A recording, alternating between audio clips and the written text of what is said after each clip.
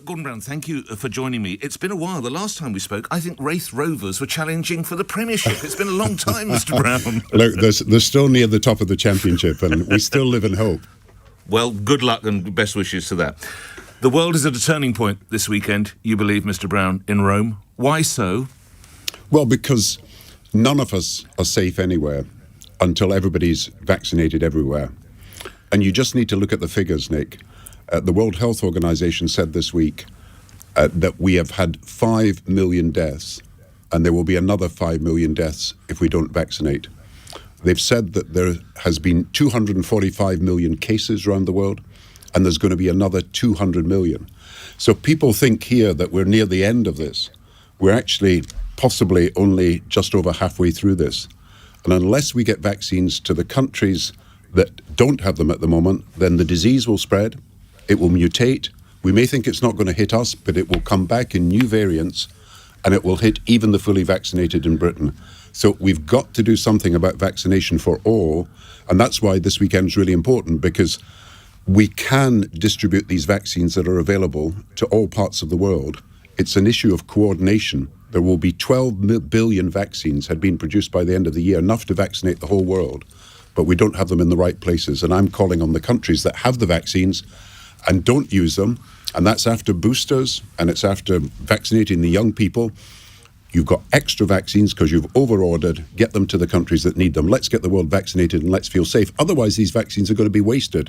They're going to pass their expiry date. It's just criminal to see vaccines wasted when they could save lives. So to clarify, some of my listeners will be thinking, why on earth does he want them to go to parts of Africa, Asia? I need to get vaccinated. I need granddad to get vaccinated. You're making it quite plain. Don't worry. You want the UK sorted before we move on. I want the UK sorted. I appeal to everybody to get vaccinated because obviously it protects other people, but also protects yourself. And I'm not saying you've got to make a choice between vaccinating in Britain and vaccinating the world. The success of manufacturing production is such that we're producing 1.5 billion vaccines in the world every month. It will soon be 2 billion. So there are enough vaccines, if we distribute them properly, to get to the places that need them. Unfortunately, we're hoarding them in some countries at the moment, and there's about 200 million vaccines that could be airlifted out tomorrow and save hundreds of thousands of lives. OK, who's doing the hoarding in the UK, Mr. Brown? Well, what's happening is in America, Britain, the European Union and Canada, there's probably about 240 million vaccines that are either lying in warehouses or about to arrive in delivery contracts. And so we are keeping these vaccines because we over-ordered and have been oversupplied, and we need to get them out. So in the UK, it's really the government that's got to say, look, we've counted up around the country the vaccines that are going to be needed. We know we've got an excess of perhaps about 10 million vaccines. We can get them out immediately.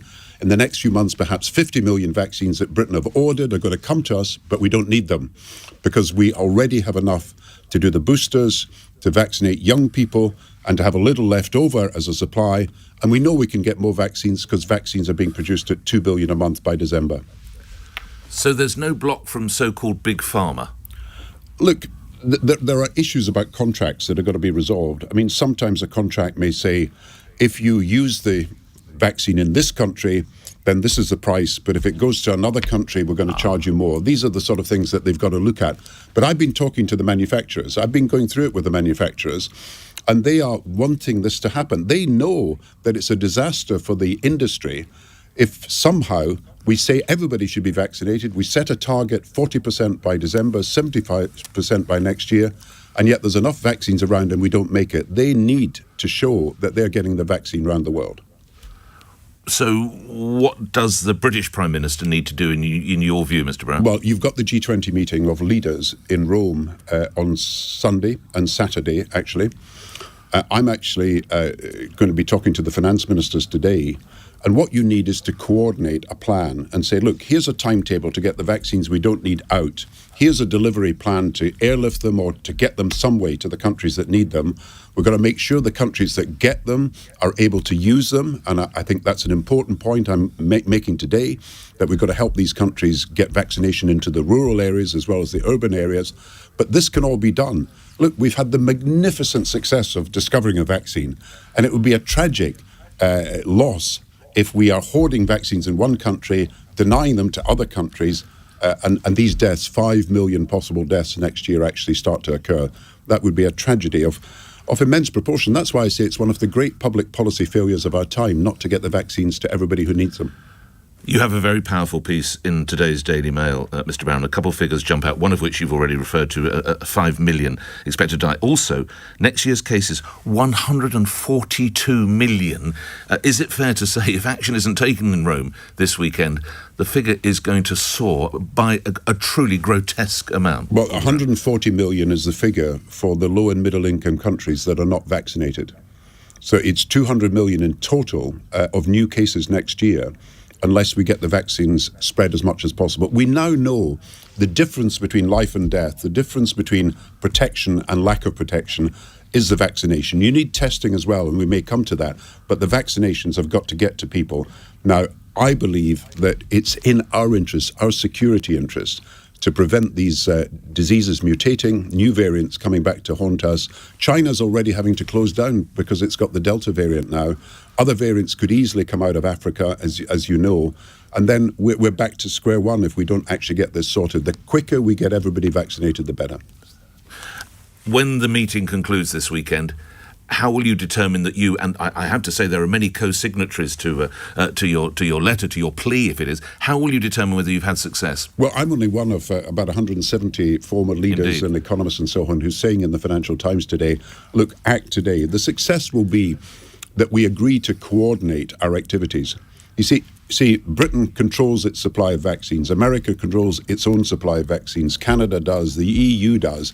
You've got to get together and say, how can we timetable the delivery of these surplus vaccines? So I'll be looking for an agreement to coordinate activities, maybe a task force that someone heads, just to bring everybody together so that we get these vaccines out. And I'll be looking for a statement that we're going to prepare for pandemics better in the future.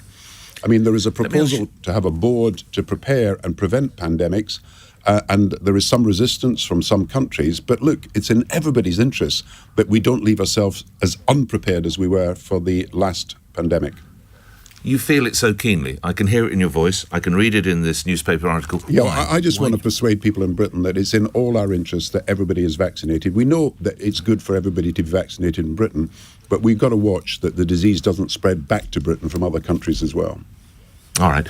Just last couple of moments I have with you. Obviously, you'll be expecting me to ask a question. It's just a couple of days ago that we heard the budget from the current Chancellor, former Chancellor, former Prime Minister. How many marks out of 10 for Rishi Sunak? Well, look, you've got to look at I love that throaty chuckle, Mr. You've Brown. got to look at a budget, as I found. I did, I think, 11 of these. And you've got to look at a budget 2 days on. What people are saying 2 days on, and I think what people are saying is living standards are going to fall. There is no plan for growth. So it's not really the budget that I think is the budget for the future. And what's going to happen is that we are going to get only 1% growth by 2024. Now, that's an appalling level of growth, which means that living standards will fall, but they may not rise again if we can't get the growth. So we need a growth plan. And Sunak, the Chancellor, thinks that he can make a choice and can have both tax cuts later and public spending rises now. If you don't have growth, you actually have neither of these things. So I think he hasn't looked to the future. I think it's been very short-termist, and I think we really have to think, how are we as a British economy going to grow faster? Use our medical expertise, our expertise in IT, in science, in technology, renewable industries and everything else, and create a far stronger economy. That's the key to the future. As an expert in this field, how do you stimulate growth, Mr. Brown? You invest, you encourage innovation. You get those industries that are moving well to expand. You do the training so you don't leave yourself short of workers, and we haven't done that properly over these last 10 years. So it's innovation, investment, training skills, and then you've got high value added production, and you've got good jobs where people are paid well because you're in the right industries of the future and you're in the competitive industries where you can beat the world. I want a growth plan for Britain, and I want good jobs, high value added jobs, good paying jobs for the future, and I don't think we're there yet. I think the Chancellor's got to do a bit more thinking on this.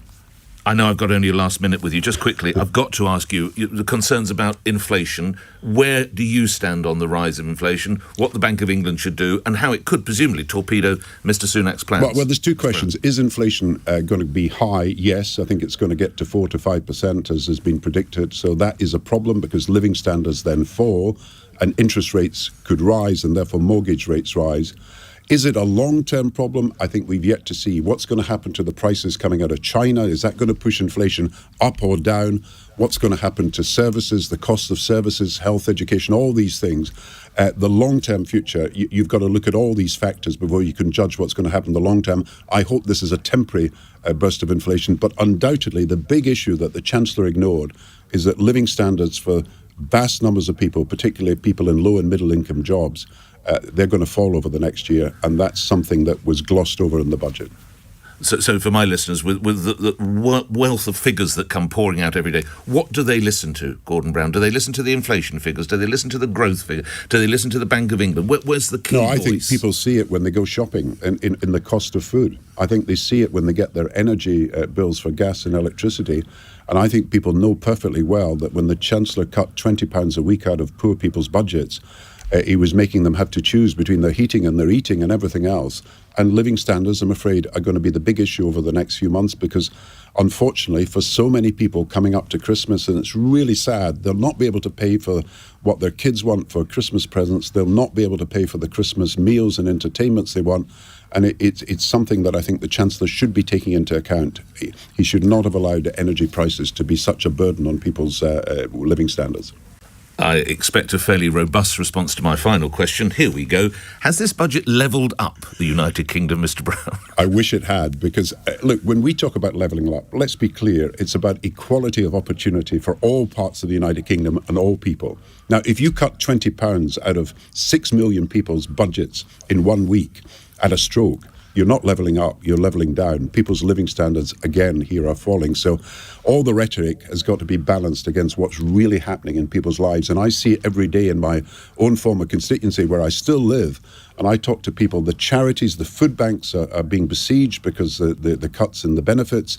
And of course, lots of charities and all the mental health pressures and everything else. We really ought to think about what's happening in people's lives.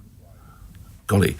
Mr. Sunak's not up to the job listening to you, Mr. Brown. I'm not saying it. I'm not wanting to make... He's not in the first 11 for Wraith Rovers. No, Nick, I don't want to attack or to criticise people individually, but I've got to think about what's the future of our country. And we need to grow, and we can't have 1% growth. That's going to mean living standards just don't rise. It's just not good enough. Thanks for your time, and good luck with your effort and your mission to try and get those vital jabs, because we're not safe, Mr. Brown, until the whole world's safe. Is that true? Exactly, and thanks for putting it that way so eloquently. Thank you. Gordon Brown speaking with me earlier. Save the world, stop hoarding the jabs. Your views on that. Coming up after the 7:18, after that extended interview with Gordon Brown. 7:18 LBC News Headlines to Simon Conway. The French ambassador to Britain will meet officials at the Foreign